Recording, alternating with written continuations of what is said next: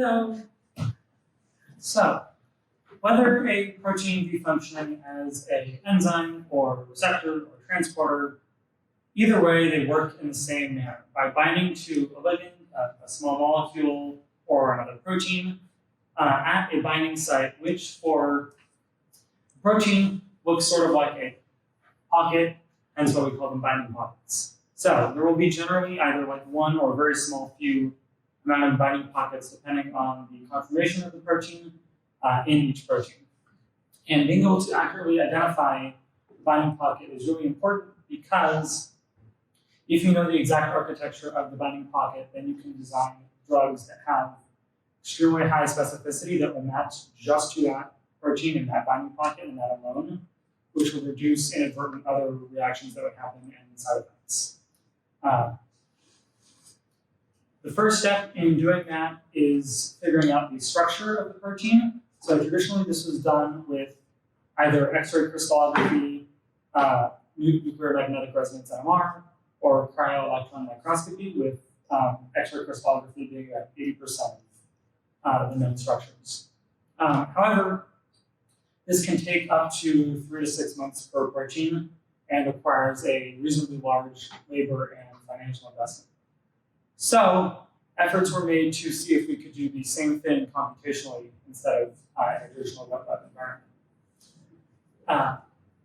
Most recent innovations in that field came from Google's AlphaFold 1 in 2018 and 2 in 2020, which the most recent version of that can predict protein structures with up to 90% accuracy compared to the already known experimentally determined structures.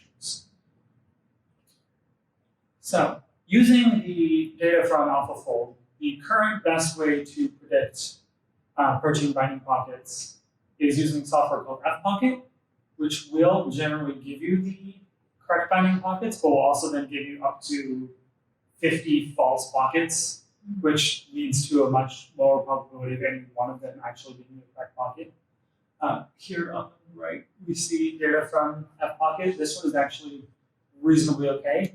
It has 15 pockets that it lists with a pretty good score distribution, so only the first one or couple would be the actual binding pockets, but still we want to improve from there.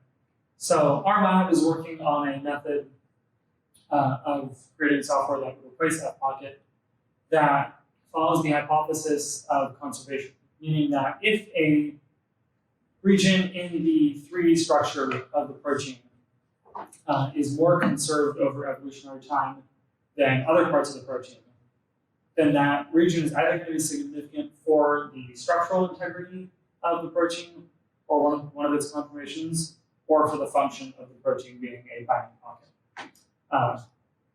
And here on the left, we have an example of one way that conservation data is displayed, where you can see that at certain amino acid positions, it's very dominantly one amino acid. At other places, it's a whole random mix of things. So the way that our methods for this project are, there's a database called Panther, which has the DNA for the open reading frames of proteins in certain protein families. It organizes things into protein families with dozens of organisms per protein. Generally, there's at least one human protein in each of those families. And with that data, then we can create something that's called a multiple sequence alignment. This here is an example of a multiple sequence alignment that I was working on, a little snippet of it.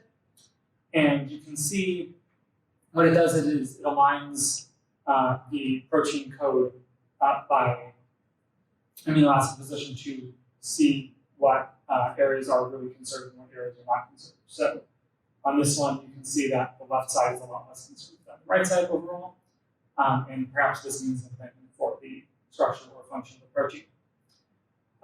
Now, in measuring conservation, we had previously used a pre-computed values at the DNA level instead of the amino acid level, which would look at the second codon of the 3. The first one is not particularly useful because, the third one is not particularly useful because you can have GGG and GGC will be the same protein, so that doesn't happen as much. But these pre-computed values, even with the second set in the codon, didn't really work out very well. So the next step is to try another method of measuring conservation called relative entropy, which is a statistical measure of distance. This formula right here that is comparing two probability distributions, or another way to figure out how similar one set of data is to another. Once we figure out the positions, the amino acid positions that are the most conserved in the protein, then we have to look at the tertiary structure, the 3D space, and see if the atoms within around 4 to 5 angstroms of it are also really conserved. If it's not, then that's just a one-off and that really doesn't mean anything. If it is, then that's either going to be a region that's integral to the structure or the function of the protein. The last step is then we compare our data with the structure.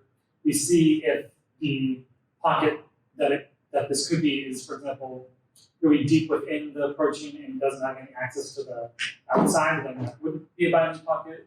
What the general shape and architecture of that area is. And once we come up with our final pocket or pockets of the protein, for at least certain ones, we can compare with proteins found in PDB-bind, which is a